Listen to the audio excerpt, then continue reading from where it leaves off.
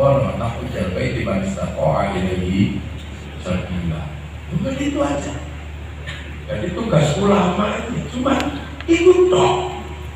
Gak ada tugas lain. Semua ulama.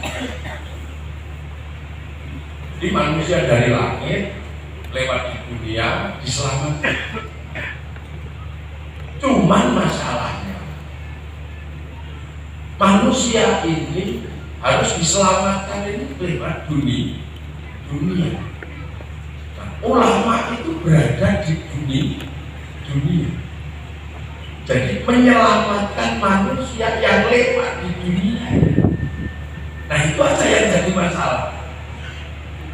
Karena dunia ini merupakan kauniyah. Nah, kauniyah itu berasal dari kun. Idza arada syai'an ayyakuna lahu kun fayakun. Nah, kun itu dari kana. Nah, kana itu wa akhwa Tuhan. Kana itu dan teman-teman. Maka akhirnya yang harus dilakukan oleh ulama itu banyak. Karena menyelamatkan di dunia. Dunia itu kun kana itu akhwa Tuhan. Contoh sholat itu pelajaran agama. Tapi berhubung sholat itu nutup aurat. Nah, nutup aurat itu kain. Kain itu urusannya pabrik kain. Maka ulama yang ngajar sholat juga harus ikut ngurus pabrik kain. Nah ini yang ada makanya gak ada ulama terus bilang ini dunia, ini akhirat. Sholat itu toharo itu pakai air. Sekarang air itu pakai sumur pakai sanyo bawa pipa. Toharonya kiai yang ngurus, pipanya yang ngurus Mas Pio. Jadi problem kita sholat itu masjid itu tanah itu urusannya BPN itu negara. Bagaimana orang ngurus sholat tapi tidak ikut ngurus negara? Agama itu lewat dunia itu temannya banyak. Karena wa'afwa Tuhan. Dan sifatnya karena itu memang usil. Puasa itu makan urusannya. Membuka sama sahur. Puasanya diurus, makanannya gak ikut urus. Ada yang ngurus Ajinomoto, itu kayanya luar biasa. Ada yang ngurus Masako, itu kaya. Ada yang ngurus Indomie. Haji itu kalau orang sini urusannya dengan maskapai. Nah haji yang diurus, maskapainya gak ikut urus. Jadi masih banyak sekali pekerjaan ulama yang sekarang ini selalu dipersoalkan. Ulama itu dunian. Bikin batuk itu gak apa-apa.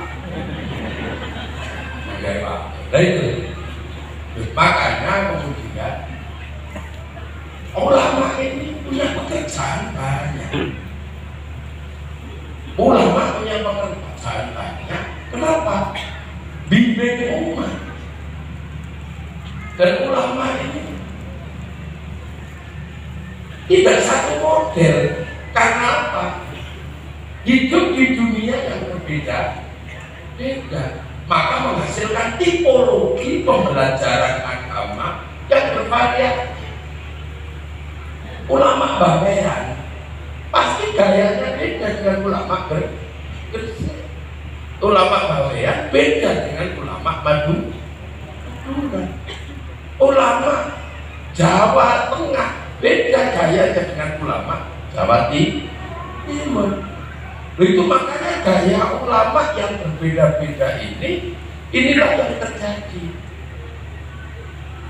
Karena ulama ini ujung tombak bagaimana membawa misi Islam. Nah, ujung tombaknya beda-beda, ada yang ditaruh di sini, ada yang ditaruh di sini.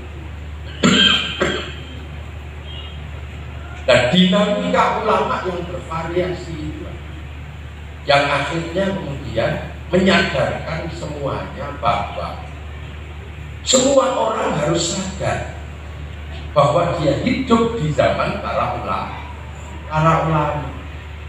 Itu yang harus disadari. Sehingga gak ngotot. Karena semua ulama ini sumbernya dari Rasulullah. Semua sama sumbernya. Cuman ada orang-orang tertentu yang mengikuti zaman berbeda. Ada yang beruntung ketemu Rasulullah langsung. Nah itu namanya sahabat. Nah yang gak ketemu Rasulullah karena ketemu sahabat namanya tabi'in. Yang gak ketemu sahabat ketemunya tabi'in namanya tabi'in. Yang ketemu tabi'in namanya tabi'in.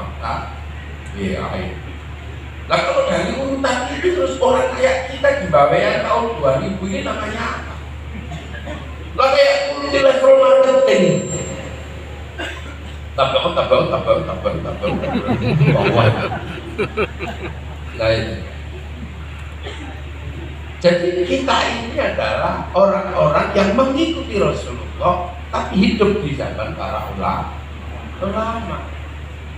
Nah itu makanya kemudian kita ini bersahaja.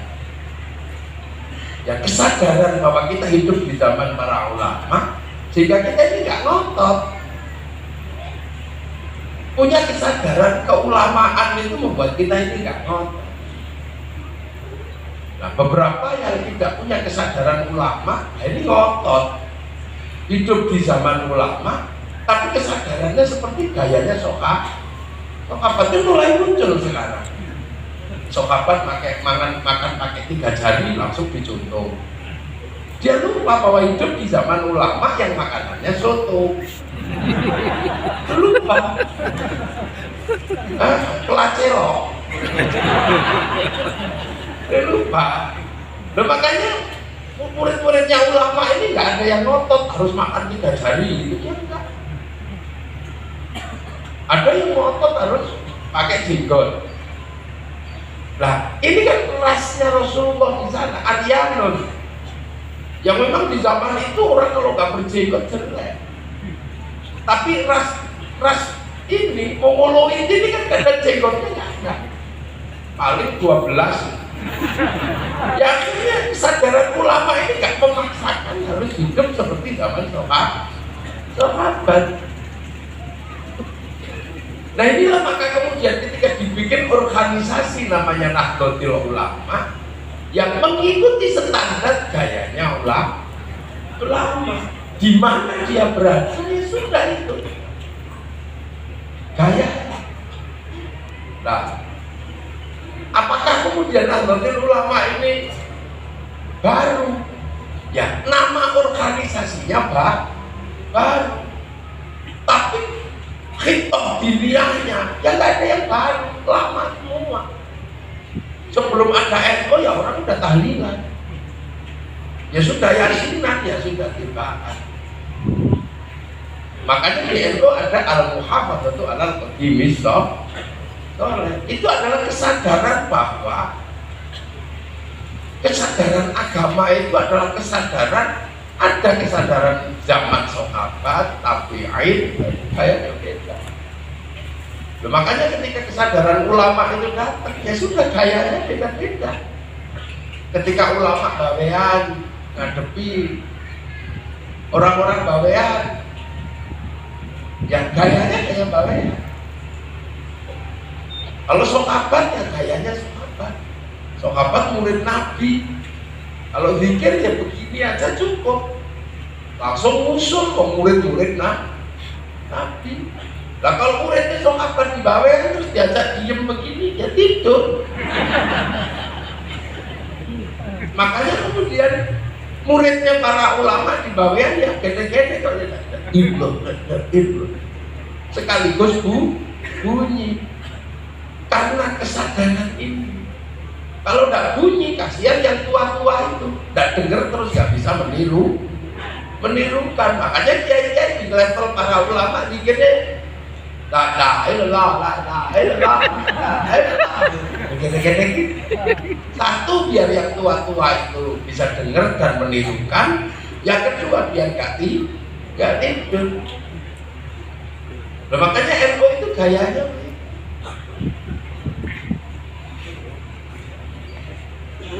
sholawat. Ya sholawat ya gayanya muridnya ulama bawe ya. Kalau yang santri-santri mondok ya gayanya gaya santri. Marhaban ya nurul aini marhaban.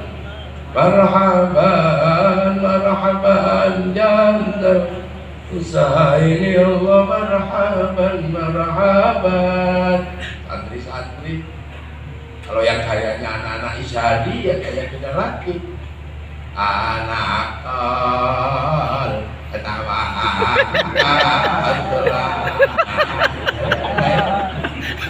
di level itu kayak yang pernah mondok di Yaman ya. Wassalamun samirun ulang ini ada jannat kayaknya gitu. Tapi ibu-ibu yang senengannya dangdutan ya kayak dangdut. Ya Rasulullah salamun alaika. Sama level kesadarannya. Jadi, karena kita hidup di zaman para ulama dan ulama menempati ruang yang beda-beda. Itu yang suka Indiana, ya India. Ya Rasulullah salamun alaik ya Rafi'asya. Langsung nyangkut. Al-Fataya jiratan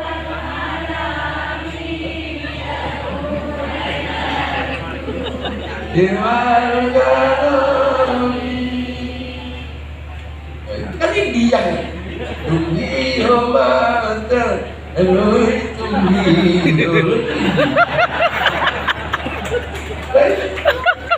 para ulama muridnya ini. Makanya nggak usah heran. Kenapa sih prototipnya NU itu kok apa-apa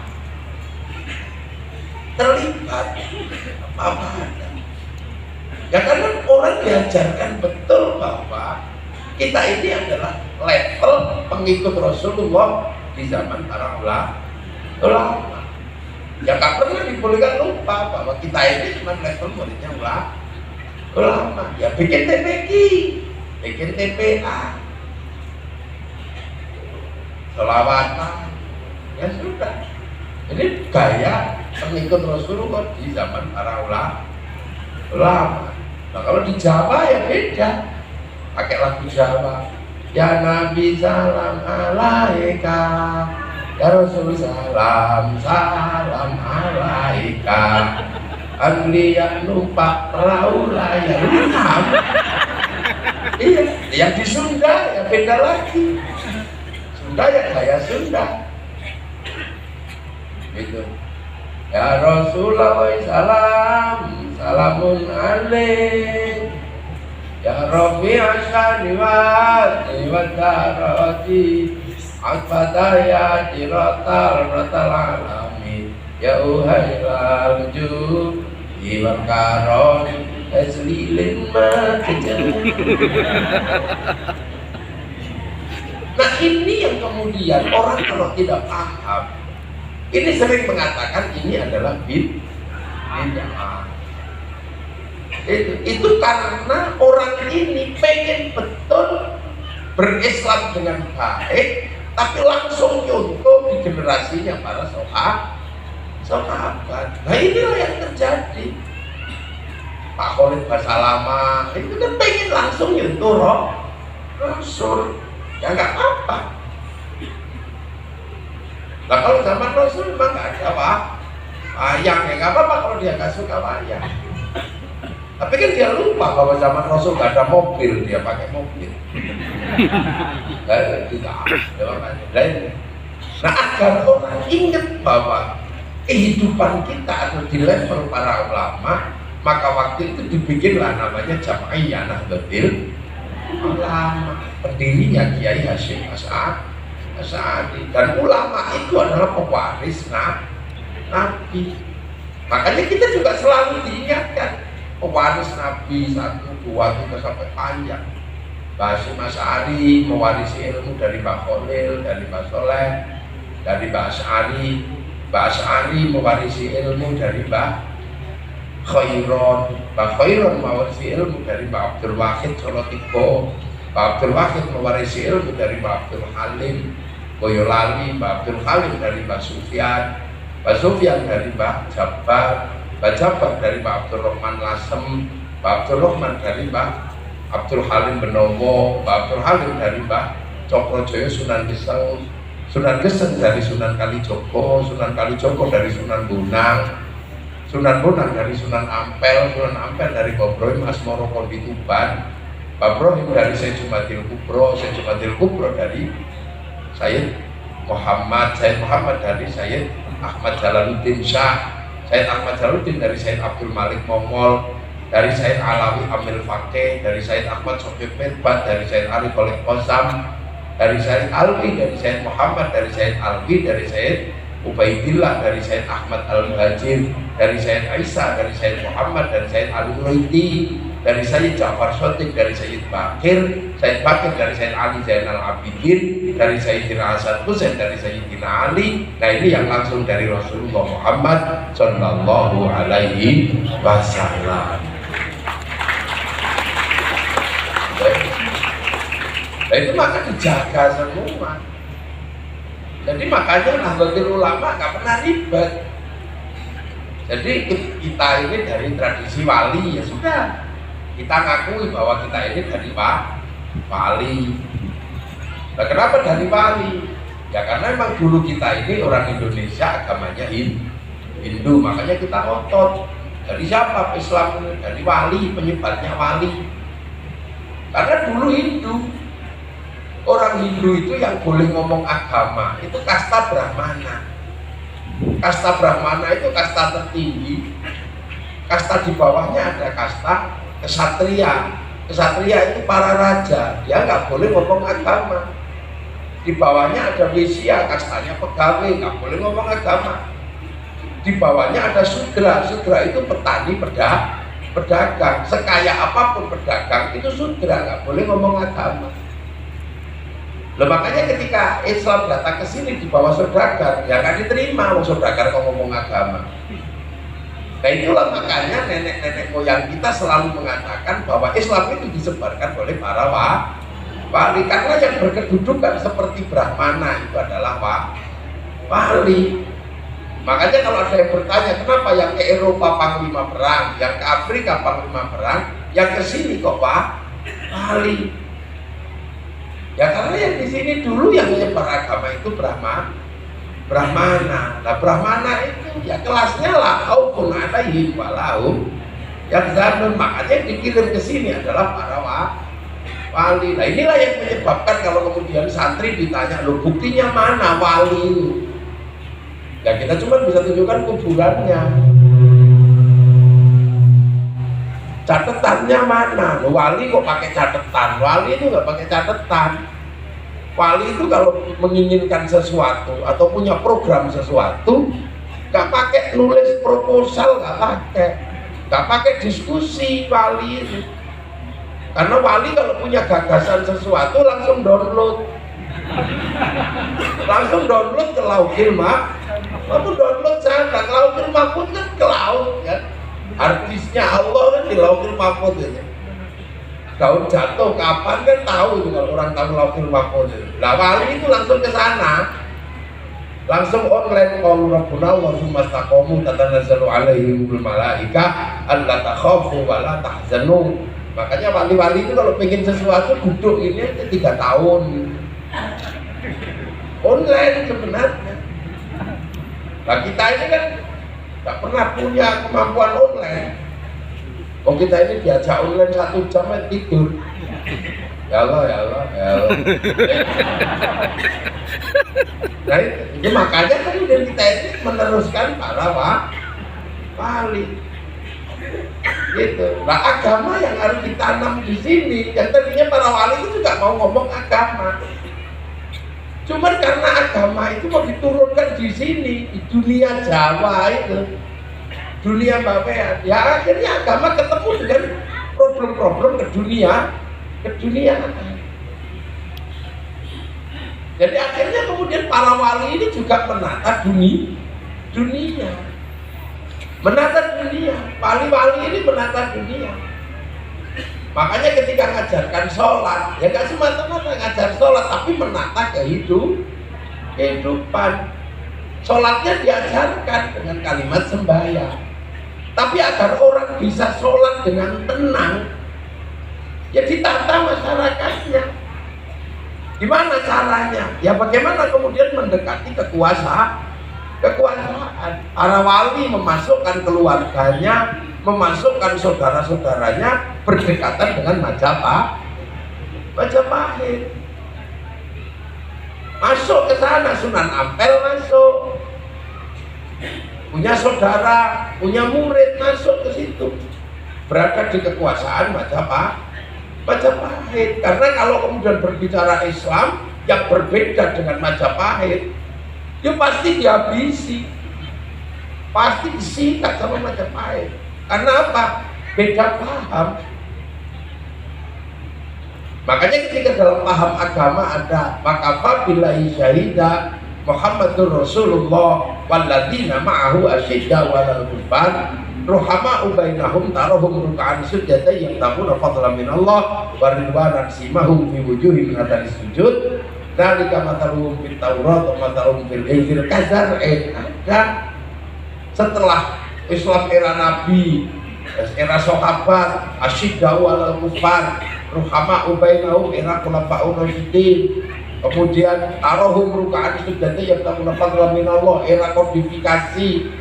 Setelah itu apa? Eranya adalah mataluhum fit Taurat wa mataluhum fil Injil kazar'in. Islam itu seperti tanaman. Nah, ketika para wali datang ke sini pasti tapi sawahnya punyanya Majapahit, gak ikut punya sawah. Sawahnya punya orang lain. Makanya kemudian dibikin bagaimana yang punya sawah gak marah. Makanya sholat dikasih nama sembahyang, biar sini gak kaget. Sholat nyompo marah. Saya pun ustadzun kayak saya misalnya disebut kiai, ya Majapahit gak sadar kalau ternyata ada bedanya kiai haji sama kebo kiai selamat.